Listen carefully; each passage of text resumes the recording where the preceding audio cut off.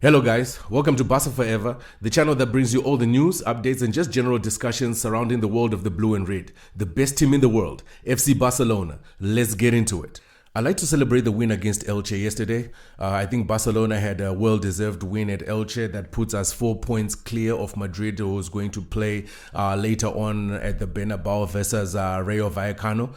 So I think this is a very good win, considering that we went to Elche, a challenging stadium, bringing back 3 points, allowing us to push up, give us a little gap between us and Madrid, who are going to play later on versus Rayo Vallecano at Bernabeu. It allows us to take pressure off ourselves and put it back on Real Madrid, and then we'll see what they do with the pressure. And so that's why winning against Elche is a very big positive for Barcelona, because not only does it give us the points, but if you look back at Elche's season, they have taken points off Real Madrid and Atletico Madrid both. They drew 1-1 with both teams, and albeit being a mid-table team, they have the capacity and the ability to cause big team problems. So there were reservations for Barcelona fans going into that match. It wasn't going to be an easy match, as the whole maybe other football world may be thinking. If you were neutral, it's a game that we really were a little bit anxious about,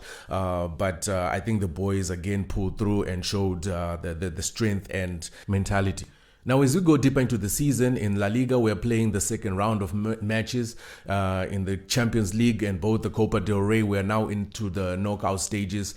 There are things that I want to focus on that were positives and negatives, and then reference them also not just to this match, but to matches that we have already played throughout this season, and perhaps also relate some of these things to future matches, things that we may want to improve on, things that we may want to correct. As we go deeper into the competitions, I think there are things that we need to analyze and assess to see what's good for us and what's bad for us, what we should correct and what we should leave. One big positive from the game versus Elche was the very early start to the game. Lamine Yamal scoring within the very first 10 minutes of the game, and it's very much appreciated by the Barcelona fans, because I think there are a number of games that throughout the season we have watched and we have started off slow, we have started off lethargic, and we didn't have any ideas, especially against teams that had a low block defense. We really struggled to create chances then, but just showing that we can score early, we can have early starts, and then start by aggressively, attacking the opponent and being intense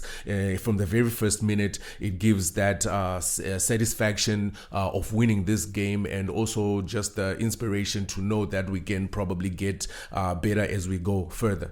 The other thing that I liked was that we created a lot of chances. Our XG was reading at about 6.3 XG, which was very good, because you expected a lot of goals. It means that we expected about 6 goals to come from Barcelona, as the statistics read. But I think also in the same breath, I must mention that there is a bias to that stat, because the game at that moment in the first half especially was very much open, with both Barcelona and Elche throwing caution to the wind, very attacking plays and approaches. So you expected the things to be open, and when things are open, I actually prefer that they are like that, because in an open game it looks like Barcelona does most of the time get the better of any other team, whether it be small or a big team. I also like that in the second half Barcelona seemed to limit the chances of Elche by controlling the game more, by controlling the rhythm and the tempo more.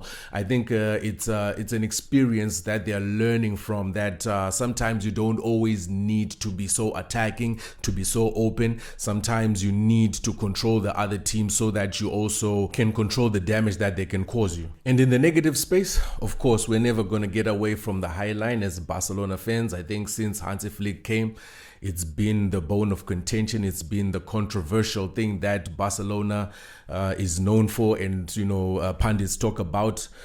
So we're not going to avoid that, and that's the way we conceded the first goal yesterday. And we've been conceding goals like that, so that's why it's a topic of discussion, and it always coming up in discussions when it is concerning Barcelona, and especially with the defense. But to me, it's not a defensive thing per se, because the whole team has to help out, as Hansi Flick says. So I think fixing it as we are going forward is something that we still need to look at, and I know Hansi Flick is still looking at.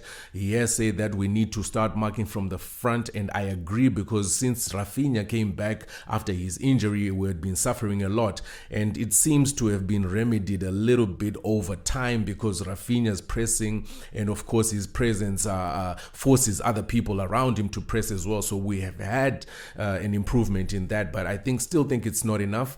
We still need more if we're going to win the biggest trophies and achieve the biggest things. So we need to look at that. To add on to the negative news, both Rafinha and Koundé were subbed off yesterday. You could tell, especially with Rafinha, he kept feeling around his groin area, probably some niggling, some tweaking that was going on in their muscles.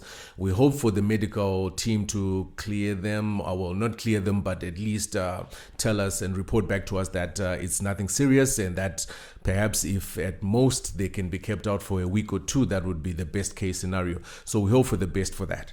Anyway, guys, I would also like to know what you think are the positives. If you can comment what you think Barcelona is doing well, what you think Barcelona is doing right at the moment, and also the negatives, the things that you think we are doing wrong right now. I know obviously we're going to talk about the High Line.